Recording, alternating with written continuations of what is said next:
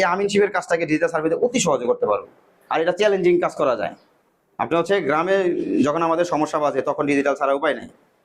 এখন প্রত্যেকটা গ্রামে এরকম হয় যে যে জায়গায় মনে করেন যে বিচার আচার সব শেষ, আমিন দেওয়ার কাজ হচ্ছে না, তখন কিন্তু আপনাদের মতো ডিজিটাল সার্ভে, আপনাদের মতো ডিজিটাল সার্ভেয়ারে রাখবে।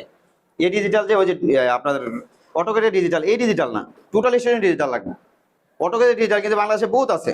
তো এটা দিয়ে তো আপনি নকশাটা মাপলে যে এই বা ওই নকশাটাতে কত ফিট আছে এটা বের করতে পারলেন, কিন্তু আপনি সীমানাটা কি চিহ্নিত তো আর করতে পারলেন না। তো সীমানা গন্ডগোল তো হইলে সীমানা চিহ্নিত করা, গন্ডগোল তো আর নকশা মাপা না। নকশা স্কেল ধরলে আর হচ্ছে অটোকেটে ধরলে হয়তো বা অনেক সময় 2-5-10 ফিট এদিক সেদিক হয়, কিন্তু অটোকেটে সবচেয়ে সূক্ষ্ম হইলো আপনি হচ্ছে যেমন ওই যে পলিলাইন করলে আমরা যে স্কোয়ার ফিটটা নেই, স্কোয়ার ফিটটা একুরেট আসে।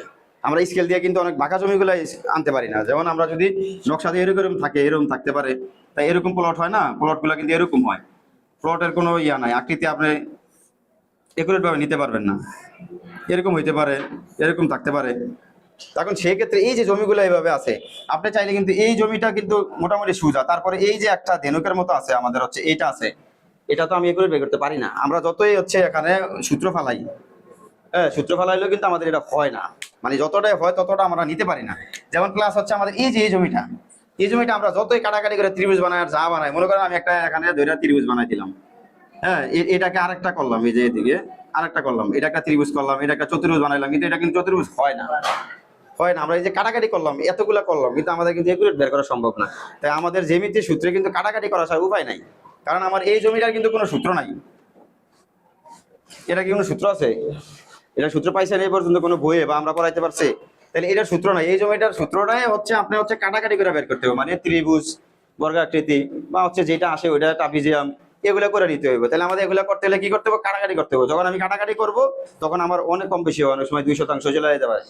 এ কারণে অটোকেট দিয়ে করলে আমাদের অটোকেটে কিন্তু এখানে 2% না, এখানে মনে করেন যে 10 পয়েন্ট এদিক সেদিক করার সম্ভাবনা না। আপনি যদি শুধু দাগে ধরে ধরে ক্লিক করতে পারেন 10% এদিক সেদিক করার। আবার আপনি এটা যে হচ্ছে অটোকেটে করছেন, এই জমিটা কিন্তু ফিতা দিয়ে মাইপো বের করা কিন্তু অসম্ভব হয়, এটা ফিল্ডও কাটাকাটি করা লাগে। তখন আমরা যদি ডিজিটাল দিয়ে টান দেই তাহলে এখানে বলতে পারবো যে আমরা 99% কাজ করছি।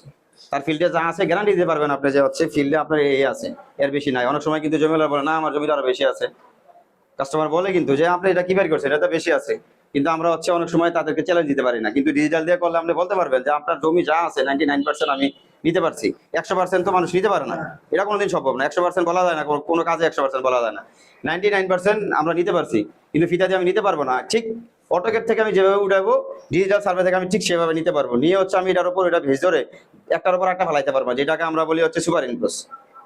যেমন অটোকেটের নকশাটা, মোজা নকশাটা আর আমার ডিজিটাল সার্ভার সুপার ইম্পোজ করলে কিন্তু আমার বের হয়ে যায় আসলে আমার জমির আকৃতিটা আর হচ্ছে ওনার যেই নকশার যে আকৃতি ঠিক আছে কিনা, মানে বাস্তব যে দখল আছে। তাহলে আমরা তখন বুঝতে পারি যে আমাদের এই প্লটটা এভাবে নিচে আমরা সার্ভার এমনি পাইছি, এদিকের বাহুটা একটু বের হয়ে গেছে, তার মানে ওনার দখলটা এদিকে একটু বেশি আছে। সেটা আমরা কিন্তু তাদেরকে চোখে আঙ্গুল দিয়ে দেখা দিতে পারি যে আপনার হচ্ছে এই দখলটা কিন্তু একটু বেশি, চোখে আঙ্গুল দিয়ে দেখাইতে পারেন। তখন কিন্তু সে আর আপনার কষ্ট করবে না।